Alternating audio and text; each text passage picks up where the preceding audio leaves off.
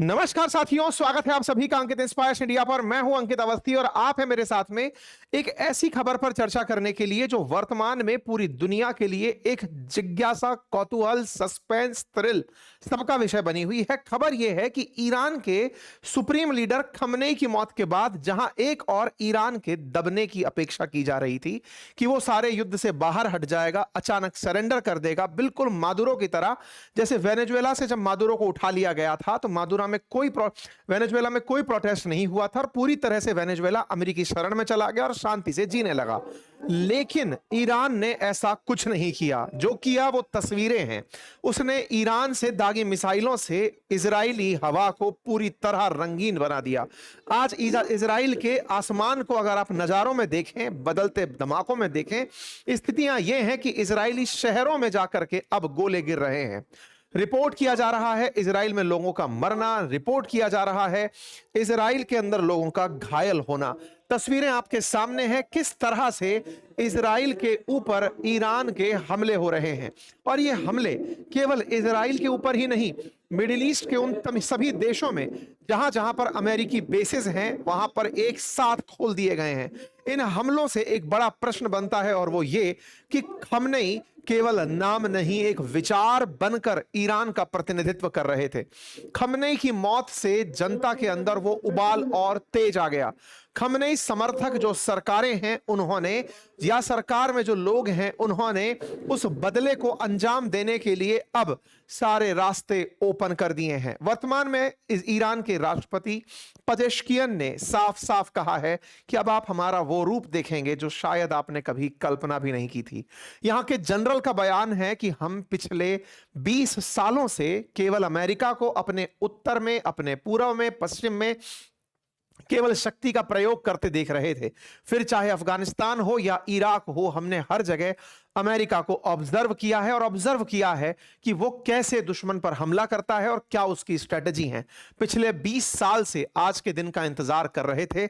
हम तैयार हैं। अभी तो आपने केवल झांकी देखी है, हमले होना बाकी है। इस तरह से ना केवल इजराइल को बल्कि अमेरिका को दी जा रही इन धमकियों में खमनेई के कारण उग्र हुई जनता दुनिया भर में, वो भी आज के सेशन में हम आपको बताने जाएंगे। हम बताएंगे कि भारत में कहां कहां पर खमनेई की मौत के बाद विरोध प्रदर्शन हुए, दुनिया में कहां हालात बिगड़े। पाकिस्तान में तो अमेरिका की जो काउंसिलेट है, अमेरिका के जो भी आधिकारिक ठिकाने हैं, उनके ऊपर जनता ने हमले कर दिए। दंगाइयों को कंट्रोल करने वालों पर पुलिस की दागी गोलियों से लगभग 9 लोगों के मौत की खबर आ रही है। दुनिया भर में खमनेई के कारण, खमनेई की मौत के कारण जो प्रतिक्रिया है वो जानने योग्य है। इस बीच में ईरान ने अपने यहां पर नया सुप्रीम लीडर, अंतरिम सुप्रीम लीडर के रूप में अयतुल्ला अली रेजी अराफी को नियुक्त किया है। लेकिन इनकी काउंसिल ऑफ एक्सपर्ट्स आने वाले 1-2 दिन में जो परमानेंट रहने वाले सुप्रीम लीडर हैं उनका नाम दे देगी। लेकिन टाइम बिंग सुप्रीम लीडर का पद चूंकि खाली नहीं रह सकता, तो अराफी को नया सुप्रीम लीडर अंतरिम रूप से बनाया गया है। आज जानेंगे कि अमेरिका और इजराइल इसे अब कैसे ले रहे हैं। क्या उन्होंने यह सोचा था कि खमनेई की मौत होते ही पूरा मामला ठहर जाएगा, पूरी तरह ईरान सरेंडर कर देगा, या फिर ये लोग भी तैयार थे आगे आने वाले समय के लिए? और अगर तैयार थे तो ट्रंप ने क्यों कहा कि ये लड़ाई आने वाले कई हफ्तों तक भी जा सकती है?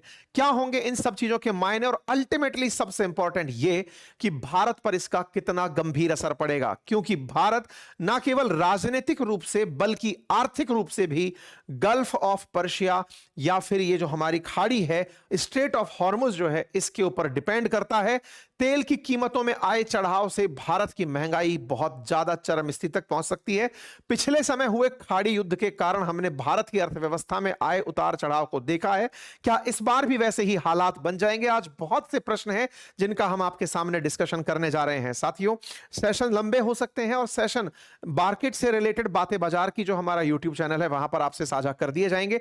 अगर आप मार्केट से कनेक्टेड रहना चाहते हैं तो आप बातें बाजार की यूट्यूब चैनल के ऊपर जाकर वहां पर अपडेटेड सेशन देख सकते हैं।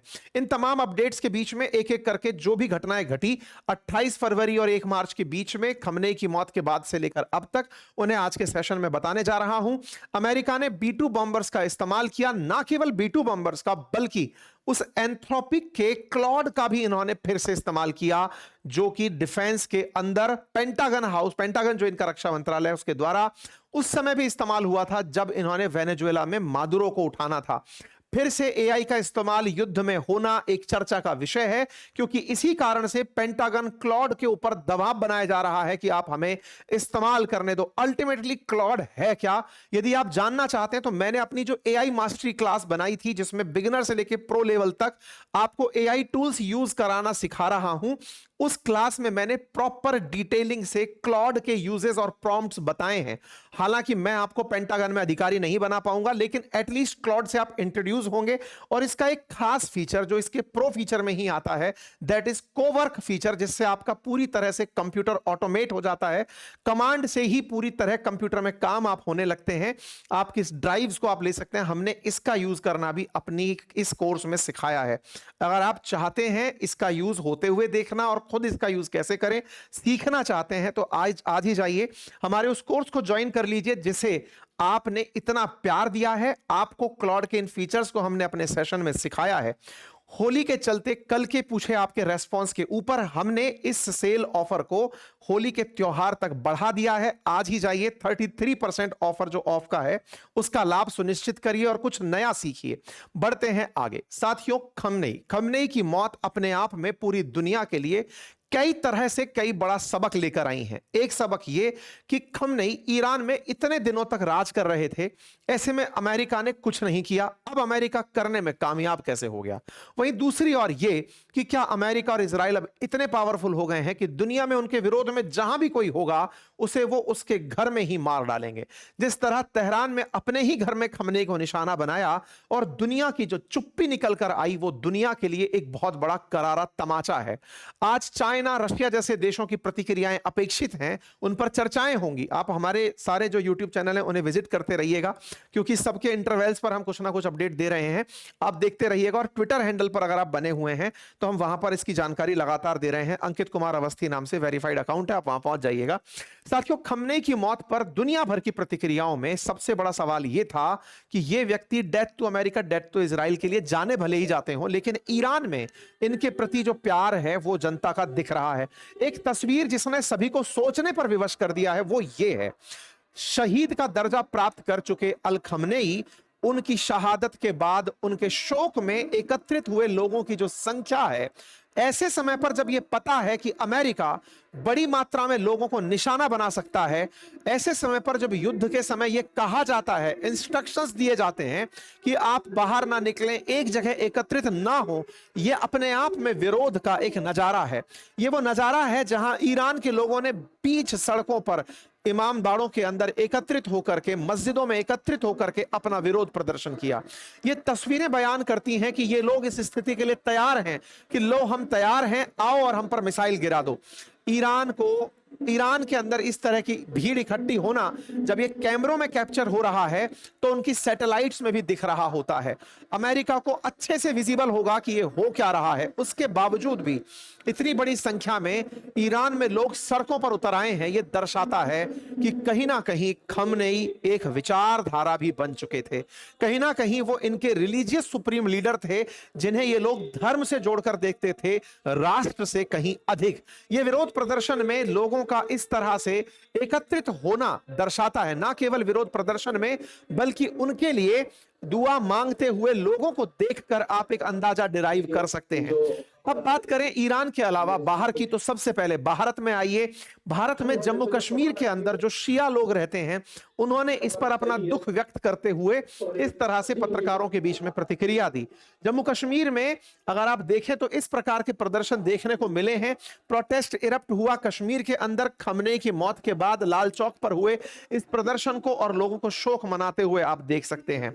अर्थात एक देश के राष्ट्राध्यक्ष से कहीं ज्यादा उनकी एक रिलीजियस लीडर के रूप में, बिल्कुल वैसे ही जैसे तुर्की में कभी खलीफा की मौत का भारत के अंदर विरोध हुआ था, बिल्कुल वैसे ही अभी खमनेई की मौत का देश के अंदर शिया धर्मावलंबियों द्वारा विरोध किया जा रहा है।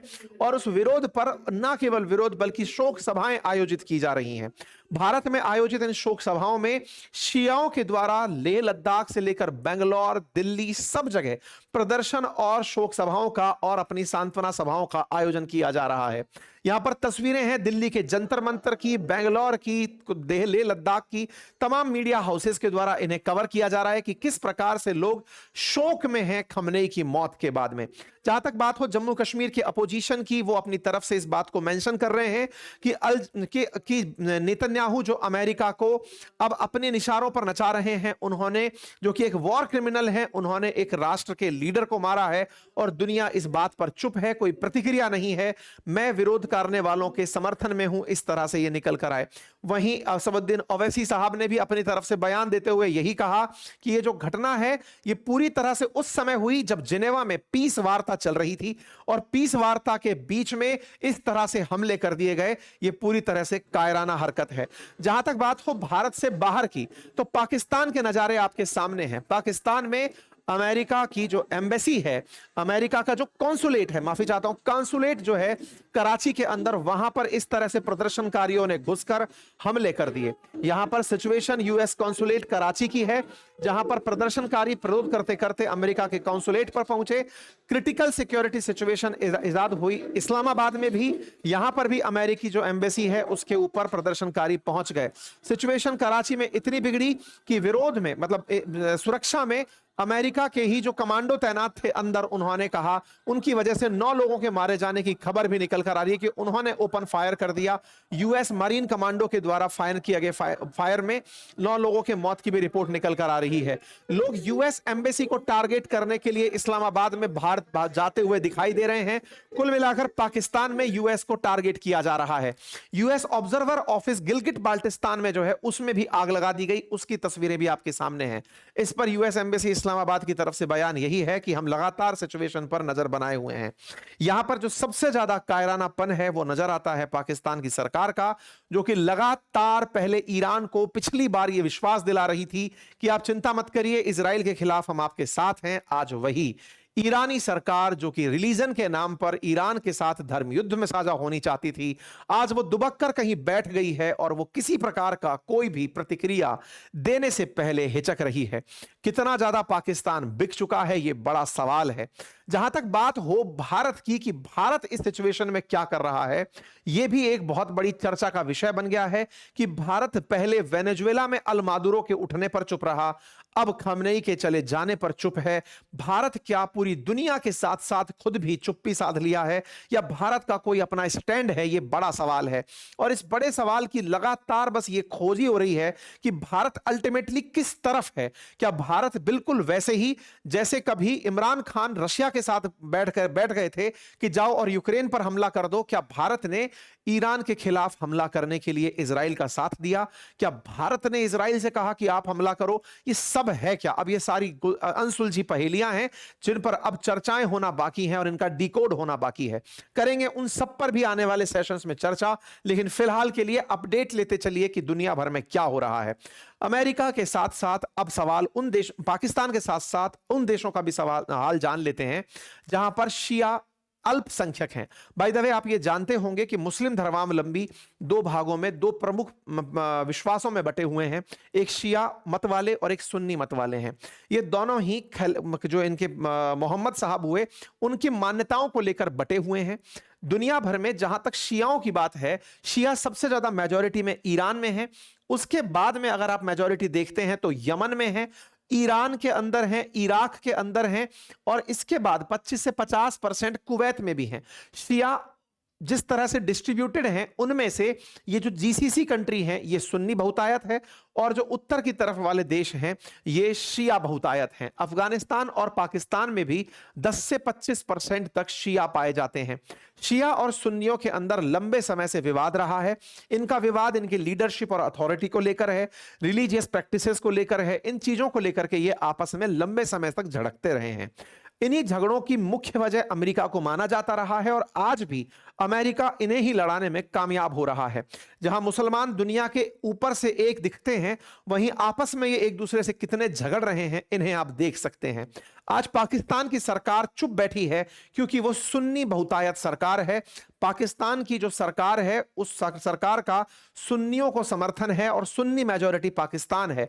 शिया पाकिस्तान में 10 से 25% रेंज में आता है। ऐसे में अगर शियाओं के लीडर मरते हैं तो ईरान इसका भरपूर उपयोग कर रहा है अपने ईगो को सेटिस्फाई करने में कि भला हुआ हमने दूसरी मान्यता के मुसलमानों को मार दिया। इस थॉट के साथ ये लगातार आगे बढ़ रहे हैं।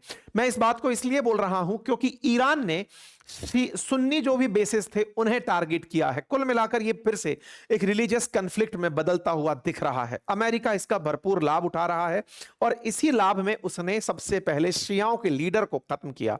क्योंकि अगर प्रॉस्पेरिटी वाइज देखें तो गल्फ काउंसिल के जो सदस्य हैं, चाहे सऊदी हो, चाहे बहरीन हो, कुवैत हो, कतर हो, यूएई हो, ये सब प्रॉस्पेरस कंट्री हैं और इन देशों को ईरान से हमेशा थ्रेट थी कि कहीं ईरान हमें खत्म ना कर दे, शिया हम पर डोमिनेट ना करने लगे। जैसे ही इनकी मौत होती है, इनको अमेरिका मारता है, उसके बाद में जारी होता है कि हमने अब तक इनके कई चाहने वालों को मार दिया है। जानकारी निकलती है कि ईरान के कई टॉप लीडर्स को एलिमिनेट किया जा चुका है। ट्रंप इसे एक रेजिम चेंज का इवेंट बताते हैं, लेकिन इस रेजिम चेंज में ईरान में कुछ इस तरह से प्रतिक्रिया आई कि उन्होंने अमेरिकी ठिकानों को एक एक करके टारगेट करना शुरू किया, जिससे Israel, Iraq, Kuwait, Bahrain, Qatar, UAE, Oman, इन सब जगहों को निशाना बनाया गया। ईरान के राष्ट्रपति ने कहा कि हम लोग पूरी तरह से जो सुप्रीम लीडर रोहेल्ला खोमेनी और अली खोमेनी उनके जो रास्ते दिखाए हुए हैं उन पर ही काम करने के लिए तैयार हैं। हम एनिमी बेसिस को पूरी तरह क्रश कर देंगे। ये आज का इनका अपडेट है, आज सुबह का। इसका मतलब यह हुआ कि खमेनी की मौत के बाद में इन्होंने सरेंडर नहीं, इन्होंने रिवेंज की भावना अपनाई है। और इस बात खमेनी की मौत के बाद उनका काम संभालने के लिए जो सुप्रीम लीडर हैं उनके लिए 3 लोगों की एक संयुक्त काउंसिल बनाई गई है। उस इंतरिम काउंसिल के अंदर खुद राष्ट्रपति हैं, राष्ट्रपति के साथ साथ जुडिशियल चीफ हुसैन मोहसिन ऐज़ी हैं और तीसरा इनके साथ में काउंसिल मोहम्मद अली अराफी हैं। तो ये जो अली अराफी हैं, इन्हीं के बारे में मैंने आपको बताया था कि ये अंतरिम सुप्रीम लीडर बनाए गए हैं।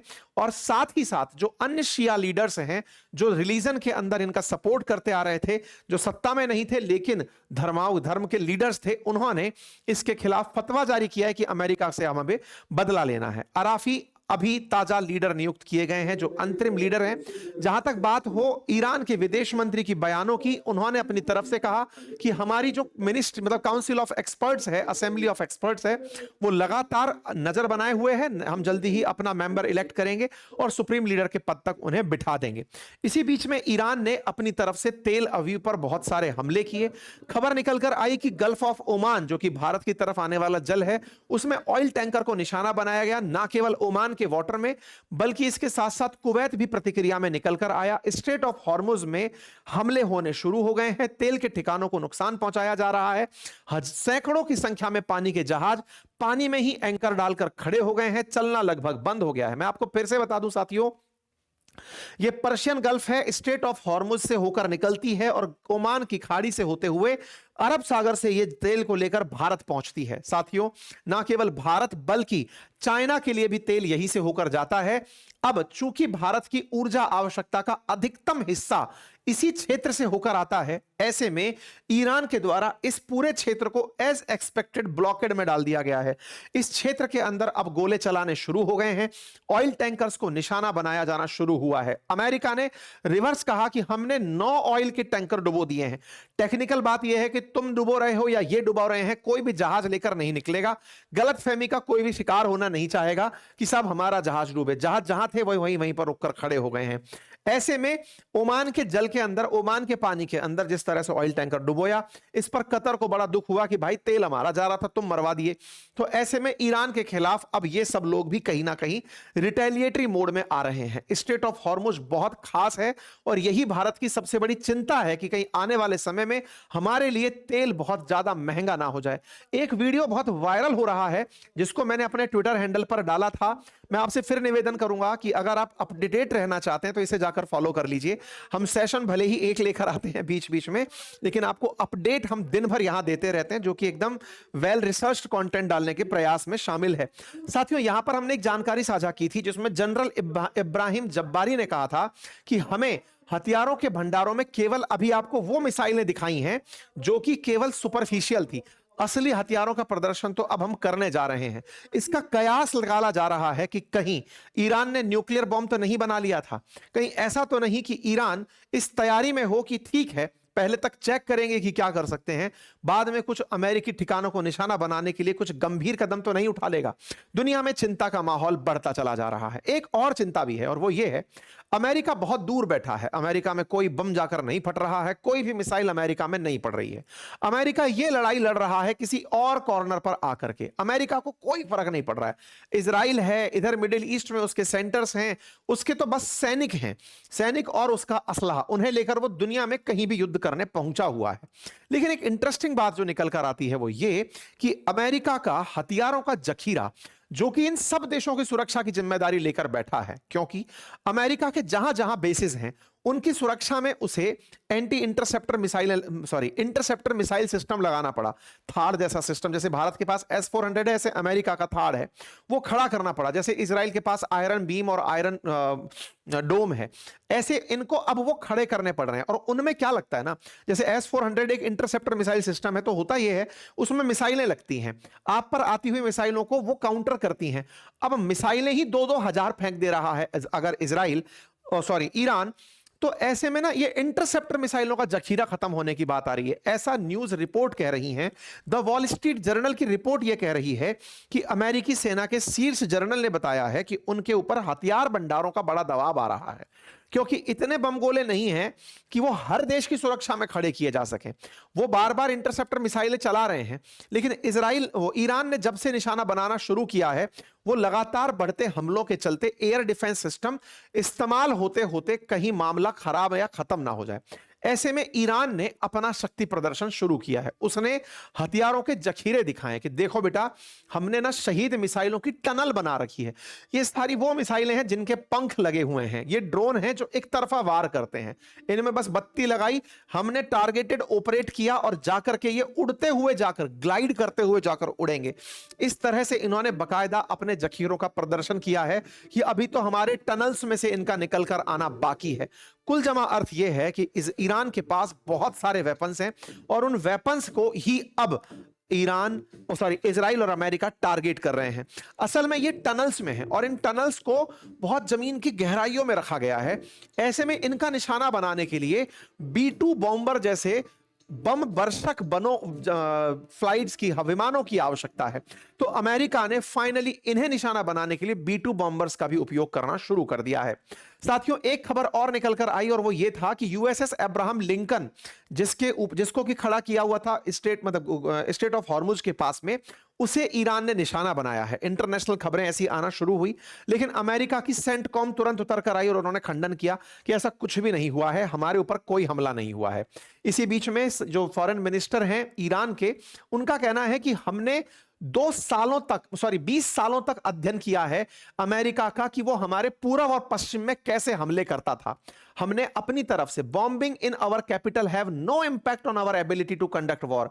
Decentralised mosaic defence enables us to decide when and how war will end। ये बहुत बड़ा एक निर्णायक शब्द है साथियों, जब ये कह रहे हो कि हमने अमेरिका का लंबे समय तक अध्ययन किया है कि तुम लोग कैसे युद्ध करते हो, 20 साल से तुम्हारा अध्ययन कर रहे हैं। We will incorporate lesson accordingly, और हम इसी वजह से जो सीखे हुए लेसन्स हैं उन्हीं से युद्ध को आगे लेकर चलने वाले हैं। इसीलिए तुम ये मत समझो कि हमने एक जगह मामला बना रखा है। डिसेंट्रलाइज्ड तरीका है, मोज़ैक तरीके में हमने अपनी व्यवस्थाओं को डाला हुआ है। हमें पता था तुम क्या कर सकते हो, हम तैयार 20 साल से तुमसे युद्ध करने के लिए ही हो रहे थे और हम वैसे ही हमला करेंगे। ये अपने आप में एक बड़ा स्टेटमेंट है। इसी कारण से ईरान की सिक्योरिटी चीफ का आज का स्टेटमेंट है, अली लारजानी का। उन्होंने कहा है कि हम अमेरिका से कोई नेगोशिएशन नहीं करेंगे। हुआ यह था कि खमने की मौत के बाद ट्रंप ने यह स्टेटमेंट उड़ा दिया था कि अमेरिका से बातचीत के लिए ईरान तैयार हो रहा है, लेकिन इनके चीफ ऑफ स्टाफ ने साफ कहा है कि no negotiation till war end. तो ऐसे में अमेरिका और इजराइल क्या कर रहे हैं वो भी जान लेते हैं। अमेरिका की तरफ से इस क्षेत्र में युद्ध करने के लिए जो उनकी एक कमांड है जिसका नाम है यूएस सेंट्रल कमांड, वो उतरी हुई है और वो बता रही है कि हमने कितने तरीके के लॉन्च पैड से क्या क्या किया है। और साथ ही साथ ये ऑपरेशन एपिक फ्यूरी, आपको याद होगा मैंने कुछ दिन पहले आप लोगों को बताया था कि ईरान के हाइफा में यूएस का एक जहाज आकर के रुका था आर फोर्ड नाम से, जो अमेरिका का सबसे बड़ा एयरक्राफ्ट कैरियर है, 75 विमान रखता है। मैंने जब बताया था ना, उसी के पहुंचने से ही युद्ध शुरू हुआ है इजराइल की तरफ से। इजराइल के पास जब वो जाकर खड़ा हुआ, आर फोर्ड ने ही वहां से फ्लाइट उड़ाना शुरू किया। सेंटकॉम उसको ऑपरेट कर रहा है। ये है वो B2 बॉम्बर जो टनल्स में ये दिखा रहे हैं ना, हमारे पास मिसाइलें हैं, हमारे पास में ड्रोन्स हैं, उनको निशाना बनाने के लिए इन्होंने B2 बॉम्बर को फिर से बाहर निकाल लिया है। B2 बॉम्बर इनका स्टेल्थ बॉम्बर है, इसे आप निशाना नहीं बना सकते और ये मतलब बहुत 2000 LB के बॉम्ब्स को ले जाकर गिरा सकता है। मतलब जितने घातक बम गिराए जा सकते हैं वो बम गिराने के लिए B2 बॉम्बर जाना जाता है। मतलब हजारों किलो का बम एक बार में गिरा करके कि लो बेटा गड्ढा ही खोद देंगे, तुम चाहे कितना भी गहराई में अपनी मिसाइलें छुपा कर रखे हो। इनका उपयोग किया जा रहा है। इस ऑपरेशन एपिक फ्यूरी को अभी 24 घंटे ही पूरे हुए। इन्होंने बताया कि हमने कब ऑपरेशन शुरू किया, सुबह 1:15 पर 28 फरवरी को शुरू किया था और उसके बाद हमने क्या क्या पाया और हमने कौन से एसेट यूज किए। B2 stealth bomber, Lucas drone, patriot interceptor missile system, third anti ballistic missile system, F-18, F-16, F-22, A-10, F-35, EA-30, ये सारी की सारी वो चीजें दिखा दी है जो भविष्य में नुमाइश में लगेंगी कि हाँ भाई बताओ किसको कितना क्या पैक करना है। दुनिया में 193 देश अब इनके खरीदार बन जाएंगे कि सब मजा आ गया, आपने बढ़िया हथियार दिखाए। इन्होंने सारे हथियार, ये बिल्कुल वैसे है जैसे ना पुलिस में ऐसा होता है, अगर कोई पुलिस का कोई एक्शन होने जा रहा है तो उसमें अगर वो एक्शन बढ़िया हो गया तो उसमें सब लोग सोचते हैं यार काश इसमें हमारा भी नाम आता तो हमको सेना पदक मिलता या मतलब पुलिस पदक मिलता, हमको तरक्की मिलती, हमको प्रमोशन मिलता। अगर कोई बढ़िया कोई पुलिस की टीम एनकाउंटर कराए तो वहां पर पुलिस वालों में ये होता है कि यार चलो इस टीम के हिस्से थे तो हमको प्रमोशन मिलेगा, बढ़िया होता कि हम ऐसे टीम के सदस्य बने जो भविष्य में प्रमोशन पाए। ऐसे में ना अमेरिका ने पूरे लिस्ट लिख दी कि भाई सुनो जिसको जो चाहिए ले जाना, हमने इतने प्रोडक्ट यूज किए हैं ईरान पर हमला करने में, देख लेना। टाइप ऑफ टारगेट्स, क्या क्या टारगेट किए हैं वो दिखा दिया, मतलब आने वाले समय में लोगों को बता दिया ये माल बिका हुआ चाहिए हो तो ले लेना, ठीक है। ईरान ने मतलब सेंटकॉम ने लगातार तस्वीरें जारी करी कि देखो हमने कैसे तो शिप निशाने बनाए, कैसे इनके जहाज निशाने बनाए और एक एक करके उनकी इन्होंने सैटेलाइट से ली हुई इमेजेस जारी करी। यही कारण है कि ट्रंप बाहर निकल कर आए और उन्होंने कहा कि हमने इनके 9 जहाज डुबो दिए हैं। ये सारे इन्होंने असला प्रदर्शन किया और कहा कि हमने 9 ईरानियन नेवल शिप्स को पानी में डुबो दिया है। ट्रंप ने अपनी तरफ से यह बयान दिया और उन्होंने कहा कि ऑपरेशन एपिक फ्यूरी अपने आप में एक बड़ी सफलता है और हम बहुत तेजी से उसके अंदर आगे बढ़ रहे हैं। जब ट्रंप से यह जानने का प्रयास किया गया कि आपको क्या लगता है कि ये लोग कितने दिन टिकेंगे, तो जहां ट्रंप पहले खुद इस बात को लेकर चल रहे थे कि खमनेई के खत्म होते ही खेल खत्म हो जाएगा, अब वो खुद 5 हफ्ते तक की बात बोलने लगे हैं। इसका मतलब है कि ईरान का यह संदेश उन तक पहुंच चुका है कि ईरान अभी सरेंडर करने की स्थिति में नहीं है। ईरान वेनेजुएला नहीं है। ईरान में 200 से अधिक मौतें हो चुकी हैं, 750 लोग घायल हैं। एक स्कूल पर गिराए बम में 180 छात्राओं की मौत हुई। यह बहुत ही शर्मिंदगी भरा है। सिविलियंस की मौत किसी भी युद्ध में होना यह दिखाता है कि इंटेलिजेंस की एक बड़ी फेलियर थी। इसी बात को ईरान जो इंडिया में एम्बेसी रखता है उसने अपनी तरफ से, ईरान की एम्बेसी जो इंडिया में, उन्होंने कहा कि साहब ऐसी ऐसी घटनाएं हुई हैं, हम लीगल कंडेमेशन करते हैं और इंटरनेशनल कम्युनिटी को वार्न करते हैं कि ऐसी घटनाओं का विरोध हुआ जाना चाहिए और हम इस तरह की घटनाओं के लिए दुनिया को एक होने की कहते हैं। इस बात पे इजराइल की तरफ से क्या चल रहा है, तो इजराइल अपनी तरफ से पूरी तरह सिक्योरिटी मीटिंग्स में लगा है और वो अब लेबनान को निशाना बना रहा है कि भाई लेबनान के अंदर से लोग भाग के निकलो क्योंकि हिजबुल्लाह हम पर हमले की तैयारी करने वाला है ईरान का बदला लेने की। तो ऐसे में लेबनान से जो भी थ्रेट है इजराइल को, अब वो उन्हें निशाना बनाने की तैयारी में लग रहा है। भारत का क्या रहा? भारत केवल लोगों को अपनी तरफ से एडवाइजरी दे रहा है, बाहर मत निकलना, सुरक्षित रहना। हमारे प्रधानमंत्री ने जो तगड़ा काम किया वो ये कि साहब यूएई से बात करी। मरा लीडर ईरान का बात हुई यूएई से कि यार सुना कि आपके यहां पर बम गिर गया था और बम गिरने से कुछ लोगों की इंजरी की बात निकल कर आई है। इंटरेस्टिंग है कि ईरान छोड़कर प्रधानमंत्री का यूएई से बात करना ये एक अलग संदेश दे रहा है। अगर आपको ध्यान हो ना तो सऊदी और पाकिस्तान ने एक डिफेंस पैक्ट किया था जिसके तहत यह था कि अगर सऊदी पर हमला हुआ तो पाकिस्तान पर हमला माना जाएगा। अभी जब इजराइल की यात्रा पर पीएम मोदी गए थे तो एक हेक्सागन बनने की बात की जा रही थी। उस हेक्सागन में इजराइल के साथ साइप्रस, ग्रीस, भारत और यूएई खुलकर नाम सामने नहीं आया था। कहा जा रहा था इजराइल की तरफ से कि यह ऐसा कुछ बना रहा है जो एक्सट्रीमिस्ट्स के खिलाफ होगा, तो यूएई का नाम उसमें शामिल करने की बात थी। तो कयास लगाए जा रहे हैं कि प्रधानमंत्री की बात उनसे होना उस एजेंडे का हिस्सा तो नहीं है जिसमें भारत जैसे सऊदी को पाकिस्तान साथ लेकर चल रहा है, ऐसे यूएई को साथ लेकर चलने के लिए, उसे साधने के लिए बात किया हो। तमाम बातें हैं, लेकिन इसी बीच में भारत की तरफ से सिक्योरिटी सिचुएशंस क्योंकि भारत में भी बिगड़ सकती हैं। ऐसा इसलिए क्योंकि जो हालात आप पाकिस्तान में देख रहे हैं अमेरिकी एम्बेसी को निशाना बनाने के, ऐसे में भारत के अंदर आए हुए विदेशी सैलानी, भारत में आए हुए तमाम वो विदेशी पर्यटक जो किसी ना किसी देश से बिलोंग करते हैं, और भारत के अंदर ऐसी मान्यताओं के लोग जो खमनेई की मौत को धार्मिक लीडर की मौत के रूप में देखते हैं, तो सुरक्षा व्यवस्थाओं पर नजर बनाने के लिए भारत के अंदर जो हमारी सीसीएस की मीटिंग है उसको बुलाया गया। कैबिनेट कमेटी ऑन सिक्योरिटी की बैठक को बुलाया गया कल रात को, यानी कि आज अर्ली सुबह, और उस बैठक से पूरी स्थिति का मुआयना लिया गया कि चल क्या रहा है। मिनिस्ट्री ऑफ एक्सटर्नल अफेयर्स ने अपनी तरफ से हेल्पलाइन नंबर जारी किए। दुनिया भर में जहां जहां पर भी ये सारी सिचुएशंस हैं उनको लेकर एडवाइजरी जारी की गई। सबसे बड़ी बात यह है कि बाजार पर क्या असर होगा, अगर ये जानना चाहते हैं तो मैं बातें बाजार की पर यूट्यूब सेशन पर एक वीडियो लेकर आ रहा हूं, आप वहां पर आकर उसे देख सकते हैं। इस बीच में चूंकि क्लॉड का इस्तेमाल हुआ है, एआई टूल्स दुनिया में जो चल रहे हैं, अगर आप वो जानना चाहते हैं तो मैंने आपके लिए कमेंट बॉक्स के अंदर हमारे कोर्स का लिंक पिन कर दिया है, जहां पर मैं क्लॉड से आपको इंट्रो दे रहा हूं। क्लॉड का पेंटागन यूज कर रहा है, मैं आपको वो तो नहीं सिखाऊंगा कि साहब पेंटागन ने बम कैसे मारा, लेकिन क्लॉड है क्या बवाल। ओपन एआई से लेकर के चैट, ये जेमिनाई, डीप सीक, जितने भी टूल्स हैं इनका मैं आपको यूज करना अपनी क्लास में सिखा रहा हूं। प्रॉम्प्ट का यूज सिखा रहा हूं, क्लॉड का यूज करना मैंने सिखाया है। आप जाकर कोर्स का एनरोल कर लीजिए, लिंक कमेंट बॉक्स में है। हमने कोवर्क भी आपको अपनी क्लास में ऑपरेट करना सिखाया है। आप चाहते हैं तो होली ऑफर का लाभ लेते हुए हमारे कोर्स को एक्सेस कर लें। 33% का ऑफर ऑफ कल आपके दिए गए सर्वे के आधार पर किया गया है। आप में से बहुत से लोगों ने डिमांड की थी कि इस ऑफर को होली तक एक्सटेंड कर दीजिए।